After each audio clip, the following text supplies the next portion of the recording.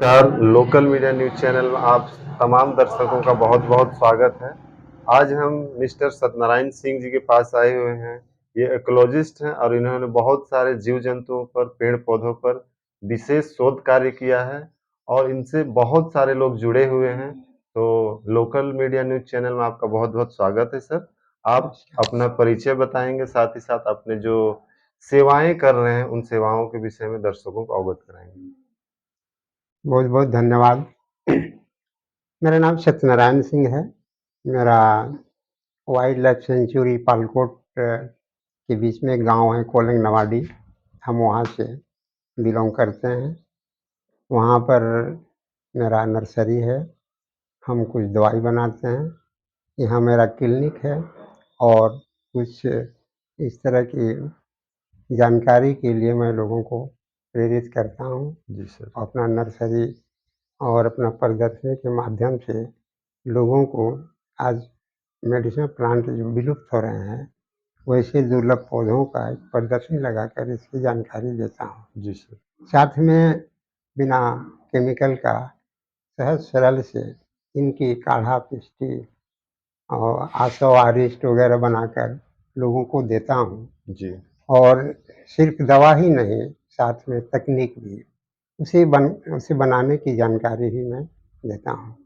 ऐसे मैं मूल रूप से पेड़ पौधे को पहचानने का एक शौक जगा। जी, जी, हमें जी। इसी रुचि बढ़ते गई और हम आज की तरह मोबाइल का युग नहीं था। बहुत किताब वगैरह से उसका बॉटनिकल नाम हम खोजा करते थे। गांव के खरपतवार में उपयोग में लाने वाले जो दवाएं हम देखते थे, उसको हम यही कोशिश करते थे कि इसको और भाषा में क्या कहते हैं, इसका बॉटनिकल नाम क्या है, इसका और किस किस रूप में उपयोग होता है। इस तरह एक शौक बढ़ते गया। धीरे धीरे हमने 250 से 300 के आसपास की मेडिसिनल प्लांट को पहचान किया। किताब वगैरह के से जानकारी लेकर इस रोग में उपयोग होता है, तो हम लोगों को सलाह देने लगे। तब तक हमें लोगों को जानकारी हो गई थी, पेड़ पौधा पर काम करते हैं, जानकार हैं, तो कुछ सलाह पूछने लगे। तो मैं उन पेड़ पौधा को सलाह देता था। फिर उसका उपयोग लोग करके आते थे, जो बताते थे उसको हमने आधार माना। जी। इसी के आधार पर हमने पेड़ पौधा को पहचान किया। ऐसे हमने पढ़ा और ऐसे उस पर बनाने लगा, ऐसा नहीं, कुछ उपयोग करने लगा। हुँ। और आज हमने करीब 12 तरह का मेरा तेल है और 18 तरह का मेरा लिक्विड में अपना दवा है। जी सर। और हमने ये यहाँ के उपेक्षित वनस्पतियों को लिया है, जिसे लोग जानते हैं, पहचानते हैं, लेकिन आज प्रायः भूलते जा रहे हैं। हुँ। जब से एलोपैथ आया, हुँ। हमारे दवा को गौली, देसी, जंगली ये सब कह के इसका कद को छोटे करने लगा, तो हुँ। हमारी पीढ़ी जो आने वाली है इसका वैल्यू कम करने लगा। इसलिए हमारी चिकित्सा की समृद्ध परंपरा विलुप्ति के कगार पर है, जो चिंता का विषय है। हुँ, आज हुँ। हमारे दवा का और जगह उपयोग अधिक कर रहे हैं और हम उनकी दवाओं को, प्रतिबंधित दवाओं को भी यहाँ करने के लिए मजबूर हैं। तो इस तरह हमने एक ये दवा बनाना शुरू किया और अब हमारी कोशिश है कि हम इसको लोगों को जानकारी दें। हमारी चिकित्सा की समृद्ध परंपरा विलुप्ति के आसपास आने का कारण एक ये भी रहा है कि इस विद्या को लोग गुप्त विद्या बना कर रखा था। वैद्य हुँ। विद्या को लोग इसको बताता नहीं था। ऐसे भी कहावत भी जैसे है, वैद्य व्यापारी ओझा कभी न बतावे सोझा। तो उसी तरह इसको लोग बताया नहीं करते थे। तो वो मरे तो वो मर गया हुँ, साथ में। हुँ, हुँ, हुँ। इसलिए हम इसको जानकारी देने का प्रयास किया है। हुँ, हम हुँ, अपना फ्लेक्स में उसका फ़ोटो, उसका बॉटनिकल नाम, अंग्रेज़ी नाम, हिंदी नाम, medicinal use, part of use, इससे और क्या-क्या बनता है, हमने पर उसका भाषा पर अधिक लाया है। हुँ, हुँ। बहुत लोग मेडिसिनल प्लांट को किताब तो पढ़ते हैं, बड़े-बड़े ग्रंथ ले लेते हैं, लेकिन भाषा के चलते पेड़-पौधा को पहचान नहीं पाते हैं। हुँ। क्योंकि जो लेखक लिखा है, वो अपने प्रोविंस के लैंग्वेज पर लिखा है। आम को ही हम कई जितना भाषा उतना नाम है, उसी तरह कोई भी अगर हर्ब सर्ब जो भी आते हैं तो भाषा के चलते हम नहीं पकड़ पाते हैं। हुँ, हुँ, हुँ। एक बॉटनिकल भाषा होता है जो उतने लोग गहराई तक नहीं जाते हैं, इसलिए हमने उसको स्थानीय नाम और कुछ अधिक नाम देकर लोगों को पहचान बताने का प्रयास किया है। जी सर। इसमें आज हमारा ये कोशिश है कि इसको खाली स्थान पर लगाएँ, रोड के किनारे में लगाएँ, सरकार अपने स्कूल, कॉलेज वगैरह में इसको संरक्षण संवर्धन दे। जी। तो हमने कोशिश किया है, एक मॉडल बनाया है कि ग्रह नक्षत्र से संबंधित जो भी पेड़-पौधे हैं, वो अगर एक जगह सिलसिलेवार क्रम से अगर लगाया जाता है, तो वो हमारे क्लाइमेट वहाँ पर परिपूर्ण होते हैं। जंगल में हमारे किसी पौधों का अधिक बढ़ जाना या किसी पौधा का घट जाना, ये भी पर्यावरण संतुलन के लिए सही नहीं है। हमारे यहाँ हमारे जो पुराने मान्यता प्राप्त हैं कि 27 नक्षत्र के 27 एक-एक वृक्ष होते हैं, उसका हमने संग्रह किया है, उसकी जानकारी इकट्ठा की है, जो लोगों को प्रदर्शनी के माध्यम से उसको दिखाने का हमने प्रयास किया है। उसी तरह 12 राशि के 12 वृक्ष होते हैं। हर आदमी अपना राशि जान जाए, हर बच्चे बचपन में अपने राशि के अनुसार अगर वृक्ष को जान जाए, तो उससे उसका श्रद्धा बढ़ेगा, उसको संरक्षण संवर्धन का सोच करेगा, उपयोग भी करेगा। ऐसे अमूमन देखा जाए इतनी भाषाएँ, इतने धर्म है, इतने संप्रदाय है, लेकिन अगर भौगोलिक दृष्टिकोण से 12 ही जाति के लोग हैं, जो 12 राशि के लोग हैं। हर धर्म के लोग अपना राशि अवलोकन करता है, माने या न माने। तो हम राशि के अनुसार बच्चे अगर इस प्रदर्शनी में अपना को पहचान ले, इसलिए 12 राशि का 12 हमने प्रयास किया है उसको संग्रह करने का। फिर 9 ग्रह के 9 पेड़। हमारे शरीर स्वतंत्र नहीं है, हमारी धरती भी स्वतंत्र नहीं है, सब वायुमंडल से संचालित है। जी सर। सूर्य अगर 4 दिन नहीं निकले, बादल हो जाए, तो हमारे स्थिति बदल जाती है। उसी तरह हमारे ग्रह नक्षत्र जो हम देख नहीं पाते हैं, जैसे हम मोबाइल चल रहा है उसको हम सबको नहीं देख पाते हैं, लेकिन कैसे सैटेलाइट टावर से संपर्क है, तो उसी तरह हमारे ग्रह नक्षत्र से हमारा बॉडी संचालित है, हमारा शरीर, हमारा ये संचालित है।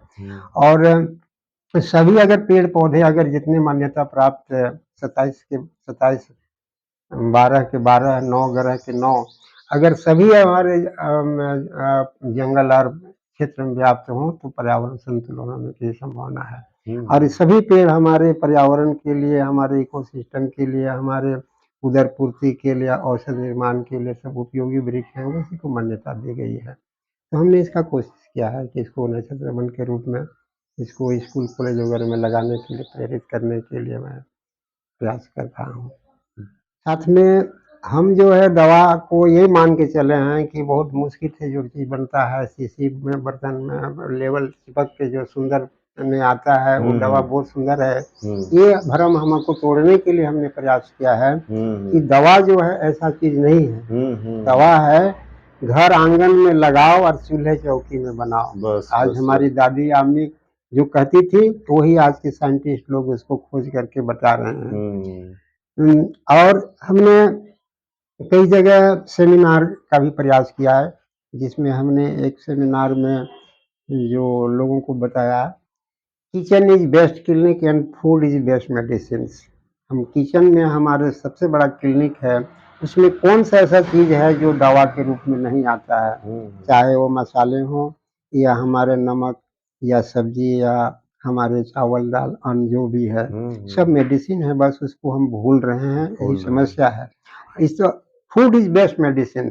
खाना ही, आहार ही हमारा सबसे बड़ा दवा है। इसलिए समय के अनुसार, मौसम के अनुसार, रीति रिवाज, पर्व त्योहार के अनुसार हमारे जो खान पान में जो बदलाव जो देखा गया है, ये पूर्ण रूप से साइंटिफिक है। इसे हमें खाना चाहिए, इसे हमें भूलना नहीं चाहिए। आज हम पिज़्ज़ा, बर्गर और जो रासायनिक खाद से अपने बच्चे को जान मार रहे हैं, नशा से भी बेसी बच्चे जो है उस पर हावी हो रहे हैं, और हमारे पौधा को ही हम मार रहे हैं, और हम विदेशी खाना खा रहे हैं। अपना खाना हम नहीं खा पा रहे हैं, अपने बच्चे को खिला नहीं पा रहे हैं। कम से कम इस पर कमांड होना बहुत जरूरी है सर। जैसा अन्न वैसा मन। हाँ, जैसा अन्न वैसा मन वैसा जन। आज हमारे बच्चे जो है पूरे जीवन वो ब्रॉयलर मुर्गी की तरह कम जीवन में ही जीने वाले हो रहे हैं। अगर खान पान पर हम परिवर्तन नहीं लाएं, तो अपन हाथ जगन्नाथ, अपना स्वास्थ्य अपने हाथ। मैं अगर हर आदमी अपना सोच ले, अपना घर में अगर इसको जान ले, तो वैद्य के पास जाने का नहीं पड़ेगा। और आज वैद्य इतना महंगा हो गया है, खाने से बेसी खर्च हो रहा है हमारे देश में चिकित्सा विज्ञान पर। जबकि पहले ऐसा नहीं था। नहीं था। और हम खाना को सुधार दें तो हम शरीर को सुधार कर इतने अस्पताल और इतने की आवश्यकता नहीं है। नहीं होगी। पहले बोला जाता था सर हाँ। कि ये हमारा चिकित्सा क्षेत्र है, शिक्षा क्षेत्र है, ये सेवा का क्षेत्र था। लेकिन समय के साथ बदलाव आया, लेकिन आप जैसे लोग पहल करेंगे तो कहीं न कहीं हमको लगता है कि इसमें बहुत बड़ा बदलाव आएगा। और पहले के जो संत महात्मा थे, खान-पान मतलब ऐसा बनाए हैं, जैसे मसाला का ही यूज़ हुआ, हल्दी हुआ, धनिया हुआ, तो ये ऐसा परंपरा बनाए हैं जिससे लोग खाएँ और वो औषधि का रूप में भी यूज़ हो जाए और उनका स्वास्थ्य भी ठीक हो जाए। हमारा भारतीय संस्कृति में खान-पान, रहन-सहन पर जितनी चर्चा की गई है उतना विशद और जगह ऐसी नहीं की गई है। जी। हमारे खान-पान में ही दवा है, हमने शुरू में ही कहा था, और हमारे रसोई में ही सब चीज़ है।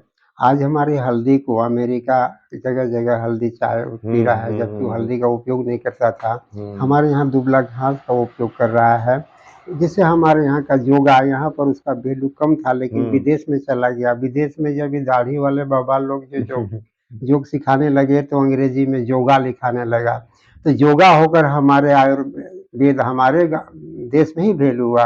उसी तरह आयुर्वेद जो है यहाँ से निकल कर आयुर्वेदा लौट कर हमारे यहाँ उसका वैल्यू बढ़ रहा है। अभी हाल में आप देखे होंगे कि कोई एलोवेरा का दवा अमेरिका का कंपनी बना के जगह-जगह पहुँचा के उससे कई गुना मतलब 100 बढ़ा रुपये का के ले चीज़ गए, उसको 1000 तो ले सब रहा है। व्यापारी बन गया है। हाँ। हमारी चिकित्सा का बात नहीं कि अभी बड़े-बड़े नामी-गिरामी ये जो रामदेव बाबा यार से लेके हम किसी को शिकायत नहीं कर रहे हैं, लेकिन जिसको हम गाली देकर गए हैं वही चीज़ हम खुद कर रहे हैं। हम तो बूंदिया बनाने की कंपनी की तरह इधर से राशन लाओ, इधर से निकालो, वैसा हम बना दिए।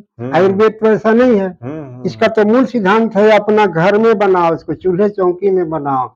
ये केमिकल लगाकर इसको करने से क्या, इसको जब से पैकिंग में आएगा, अब दूध ही है, दूध जब तक वो माँ माने गर्म है निकल कर तब तक असली दूध है। जब हम आग में ले गए वहीं से दूध का पावर कम गुणवत्ता होते में कमी चला गया। होता है। उसी तरह हम औषध को कर रहे हैं, उसी गुण का हम उम्मीद नहीं कर पा रहे हैं। बड़े-बड़े प्रचार कर रहे हैं, हमारे वेद हमारी किताब में लिखी गई बात झूठी हो रहे हैं, इसलिए कि हम वैसा अनुरूप नहीं कर रहे हैं। और ये आयुर्वेद की चिकित्सा तो पेड़ पौधे तो पहले धरती पर सबसे पहले भोजन आया, इसके बाद जीवन आया। मनुष्य तो सबसे बाद के जीव है। तो ये धरती पर हमारे पेड़ पौधा पहले आए हैं, इसलिए मनुष्य इसके विषय में नहीं जान सकता है पूरा, क्योंकि इससे पूर्वज हैं वो। मनुष्य तो सीधे दोहन करने के लिए इसे आया है, इसको दोहन करते गया है, इसको हर चीज वो टांगी लेकर आया और उसके आग लेकर आया, तब से यहाँ के जीव जंतु को मारकर सबको जंगल से लाकर पोष बना लिया। जंगल से लाकर जितने अनाज जितने फल लाकर गांव खलिहान में आ गए। नेचर तो यहाँ पहले भोजन तब जीवन था, जिधर जाओ उधर पड़ा हुआ था।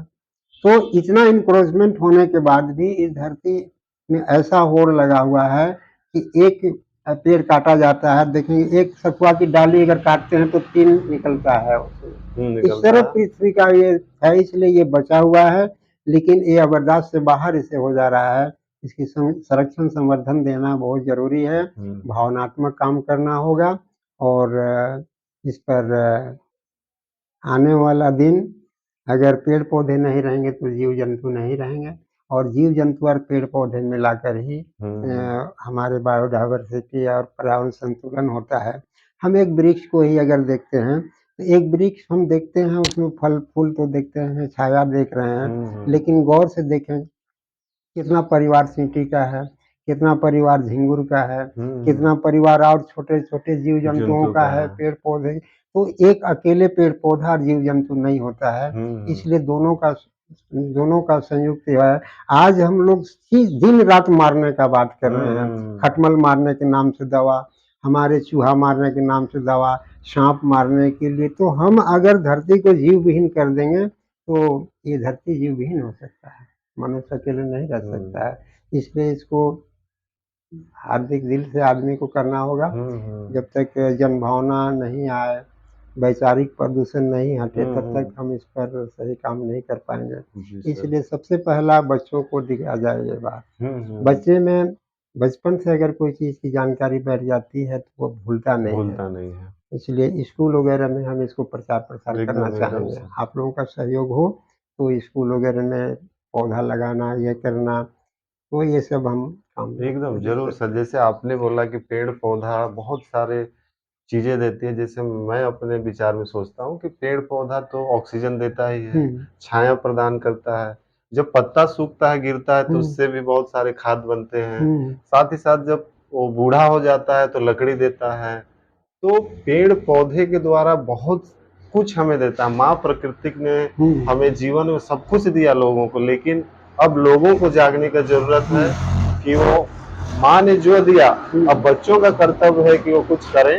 हुँ, और मैं बहुत सारे स्कूलों में हम लोग घूमते हैं, हुँ, बहुत सारे शिक्षक प्रिंसिपल से भी बात होता है कि आजकल के जो बच्चे हैं, बॉयलर हो गए जो आपने बोला, आपके बगल में एक स्कूल है, हुँ, वहाँ हम लोग गए थे, स्कूल का हम नाम नहीं बोलेंगे, तो कुछ वैसे ही स्थिति है। हुँ, तो अभिभावकों को, शिक्षकों को और प्रशासन को भी इस पर ध्यान देने की आवश्यकता है, क्योंकि आज अप्रैल का माह चल रहा है और हम देख रहे हैं कि स्थिति मई से भी बहुत अधिक हुँ, गर्मी लग रहा है। हुँ। तो लोग अगर नहीं जागरूक होंगे तो समय आएगा, लोगों को ऐसा जागरूक करेगा कि मजबूर होकर उन लोग को पर्यावरण के प्रति काम करना पड़ेगा।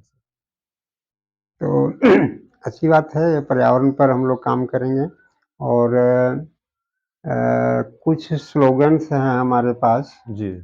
और कुछ गीत है हमारे पास जो पर्यावरण से संबंधित पेड़-पौधे और जीव-जंतु से हमने बना कर रखा हुआ है। हुँ, उसे कोई पब्लिश नहीं हुआ है। हुँ। लेकिन हम इसको बच्चों के बीच जाकर इस गाना को गँवाने और इसको जन-जन तक ये चीज़ जाए। जैसे संदेश। वो जीव-जंतु पर कोई गीत नहीं बनाया, हुँ, पेड़-पौधे पर गीत नहीं बनाया, लेकिन इसकी आवश्यकता है। हुँ। कभी अगला एपिसोड में हम लोग इस जी, पर जी, चर्चा जी। करेंगे। मतलब आप जैसे जगदीश चंद्र बसु जो थे, जो पेड़ पर काम किया था, हमें तो लगता है कहीं न कहीं उसके गुण आप में हैं सर, और आने वाला समय में हम और बहुत सारे हुँ, औषधि के विषय हुँ, में जानेंगे। तो आप इसी तरह हमसे जुड़े रहें हुँ। और जो भी विचार आपका रहे कमेंट के माध्यम से हमें बता सकते हैं, ताकि हम पर्यावरण के प्रति और अच्छा काम करें। बहुत-बहुत धन्यवाद सर।